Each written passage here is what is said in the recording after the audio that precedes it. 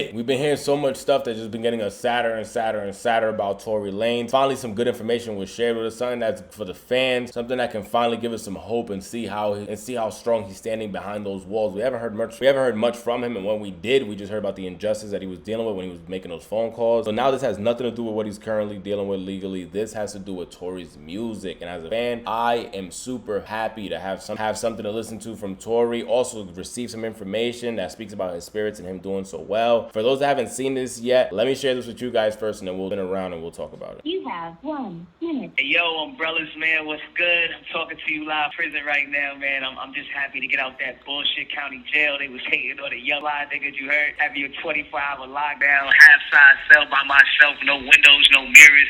Nigga ain't even seen himself in a whole year, yo, but... Remember, they had him on protective custody because of his status of being a celebrity. They said for his own protection. I believe he was on like 23-hour lockdown, 1 hour for rec time. Crazy conditions. We've heard Wack talk about that jail, saying there's no joke. Feel bad for the boy, man. There's a lot going on right now with the Tory's case. With all them disadvantages against me, my head has always been held high, man, and I want y'all to know I'm in great spirits. My drive and my ambition is growing stronger and stronger every day, and I'm so proud of how y'all been moving in my sport, man. I know this feels like a scary time, but don't be afraid, man. This shit don't spark no fear in my heart at all. In fact, I'm more prepared than ever. The music, videos, and all the projects you wanted, they all ready to drop. So let's just start with the one that we want most, the Alone in Crime Deluxe.